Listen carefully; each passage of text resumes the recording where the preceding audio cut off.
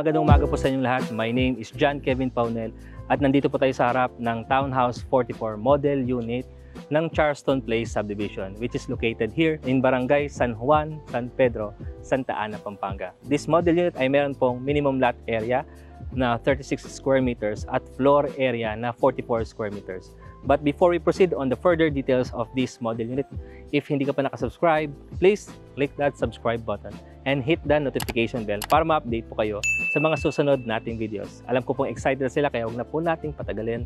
Let's begin! So lahat po ng mga model unit po natin dito are townhouses. Kaya meron po tayong inner at saka end unit. Pag sinabi pong inner at saka end unit, ibig sabihin po sa isang cluster, possible meron pong more than 2 units na magkakadikit at meron po silang shared firewall. Sa isang cluster po, yung nasa dulo, siya po yung end unit. Possible na hindi po siya corner lot, kadalasan siya po yung nasa dulo. At yung mga nasa gitna, yun po yung mga inner unit. Of course, sa mga end unit po, sila po yung merong additional na space or excess lot. I-check po natin or pag-usapan po natin yung design ng facade. So makikita po natin dito, yung color accent and combination po siya ng white and brown na paint color. And makikita po natin yung mga ginamit na bintana dito are steel casement. Meron pong slight improvement pagdating sa pintuan. Dati po, solid wood panel door ang ginamit. Ngayon naman po, ang ginamit naman po dito, mapapansin natin, kung nakasubaybay kayo sa mga dati nating videos, steel door na po. So may slight improvement. At of course, since Townhouse 44 yung model unit po natin, kaya 44 square meters yung floor area. Medyo maluwag po yung pasyo sa harap. Pero para magka-idea kayo, measurement ng setback pagdating sa frontage, meron siyang 1.5 meters na setback. So estimated, magmula dito sa harapan, hanggang dito po yung setback niya. Yan po yung 1.5 meters. That is why kasya po yung motor. Hindi lang kasya yung mga sasakyan. And then, ito naman po yung end unit. Ito yung pinag-uusapan kanina. So, kapag end unit, gaya ng nabanggit po nan sa details, sila yung nasa dulo. Kung mga gaano po ba kalawak or ilan po ba yung espasyo na available space pagdating sa end unit. Hindi po kasya yung sasakyan. Mga nasa lang po, 2 meters yung space na meron pa sa end unit kaya hindi magkakasya po yung sasakyan. Pero ang kagandahan naman nun, meron po kayong mga available space na pwede nyong extend. Yung mga unit po natin dito are bare finished. Ibig sabihin, wala siyang tiles, wala siyang partition, wala siyang ceiling. Kagandahan po nito, meron po kayong liberty para interior design yung unit. Ngayon, pasok po tayo sa loob para makita po natin yung interior details. Tara po. So, ayan. Ito yung nabagitan kanina. Nagkaroon ng improvement, steel door na yung pintuan. Dati siyang wood panel door. So, yun ang kagandahan ngayon ng mga bibili po ng property. Pagpasok po natin, kung nating manonotice po dito, yan yung nabanggit ko kanina na bare finished po siya. Hindi po siya naka-paint. Kaya nasa inyo po kung gaano nyo po interior design yung property. Kagandahan po sa ganito kasi, of course, meron kayong sariling preference when it comes sa materials, sa pintura. So magagawa nyo po dito. At mamaya ipapakita po natin dun sa dress top na kung saan pwede yung maging inspiration sa interior design. Yung height floor to ceiling po, mga nasa 8 feet. Yung ating second floor is a concrete slab. Yung iba po kasi, kahoy po yan. Pero ang kagandahan dito sa Apex Homes Project, sa Charleston Place, concrete slab po yung ginamit po dito. At makikita po natin, ito po yung ating staircase. So solid wood po yan. Pero dito naman po sa first 3 layers, concrete. Makikita po natin kung paano nila in-improve dun sa dress up model. So meron kang space po dito. We have an electrical outlet. Yan. At meron tayong 1 toilet and bathroom kung saan ito po yung pintuan. It is a PVC flush door. Ganun po yung door dyan, PVC na rin. Meron tayong wall-mounted lavatory, water closet. At pagkatapos, ito po yung shower area. Halfway lang po yung tiles. Tapos, may shower po dito. Then, awning type window which serves as an air vents. Yan po yung natin, bitana dito. Of course, nandito po yung switch. Yan. Okay?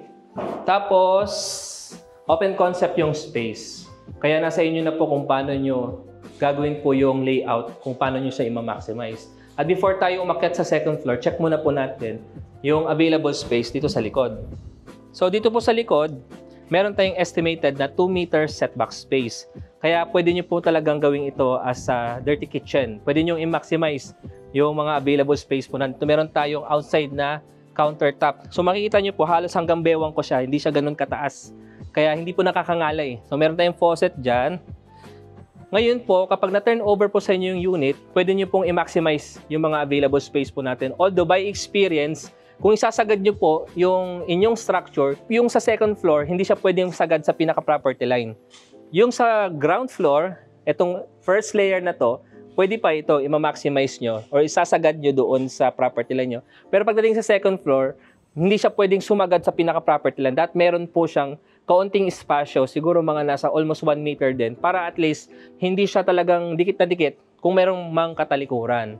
Okay, so ganun din naman po pala dito pagdating sa bintana po natin, may bintana sa likod, steel casement na rin po yung naka-install. Kagaya po dun sa front po natin. Okay, so pasok ulit tayo.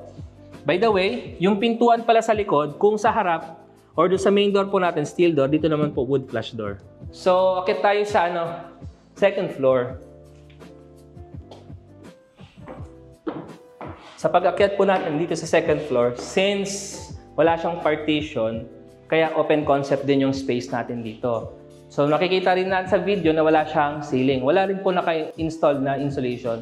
Well, it's up to you kung paano nyo po siya didiscard na ma-install. Ang ating space po dito can accommodate 2 bedrooms. Sa likod, meron tayong steel casement. And dito sa harap, another steel casement. Since meron tayong 1.5 meter setback sa frontage, so pwede nyo pa siyang i-maximize as additional fence and gate. Tapos sa taas, balcony. Yung mga outlet po nandito, bibilangin po natin. Meron tayong 1, 2, and 3 electrical outlets.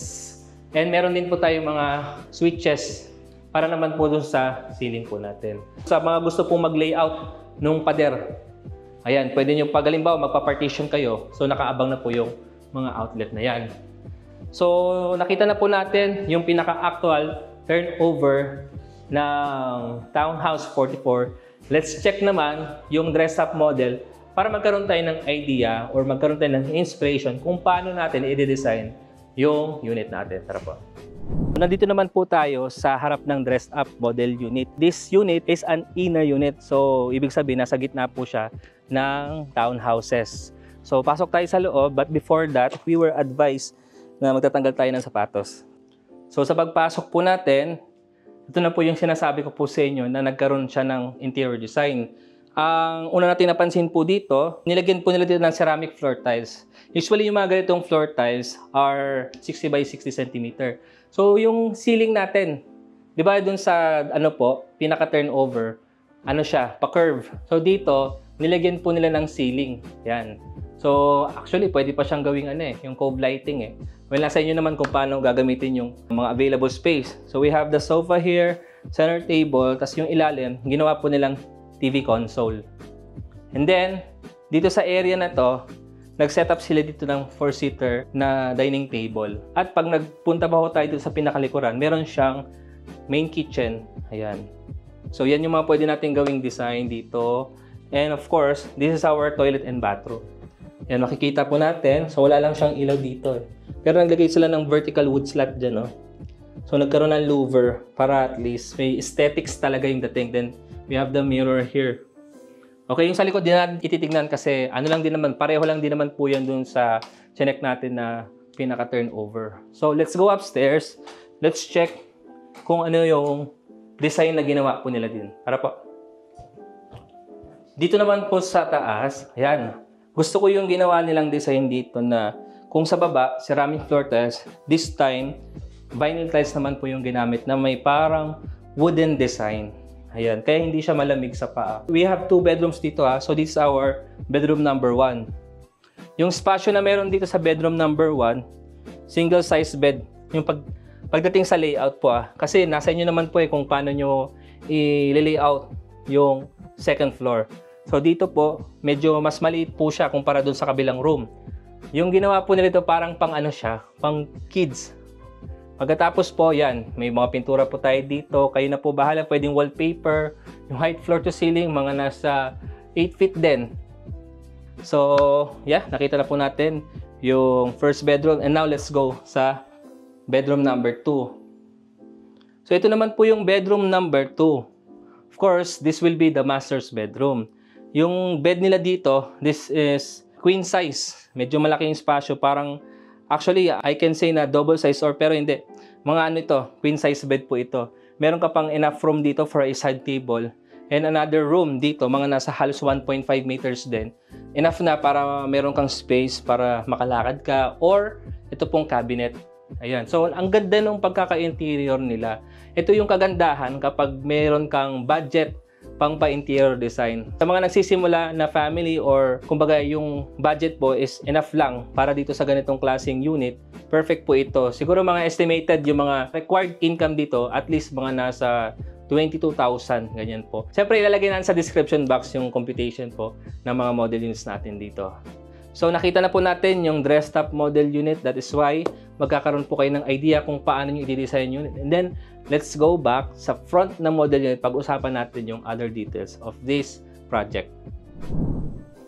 So, kung naghahanap po kayo ng affordable housing project dito sa Santa Ana, Pampanga, na ideal po ang location or strategic po ang location. So, perfect po ito para po sa inyo. Yung mga amenities na meron tayo dito, we have the function hall, the basketball court, and also the children's playground. Wala po tayong swimming pool dito. Gated po ang subdivision, of course, with security guard. Available po siya sa in-house at saka Pag-ibig financing. Yung computation po nito is naka-indicate sa ating description box and yung aming mobile numbers, WhatsApp, Viber, email address. We have the Facebook page, YouTube, and the TikTok account. So, sa mga naghahanap po or decided po na or interested dito sa ganitong project, please don't hesitate na mag-comment sa ating comment section. We will also assist you dun sa process po ng pag-avail ng ganitong property. If you have any question, please don't hesitate na i-message po kami. Maraming salamat po sa inyong lahat. God bless everyone. See you on the next video.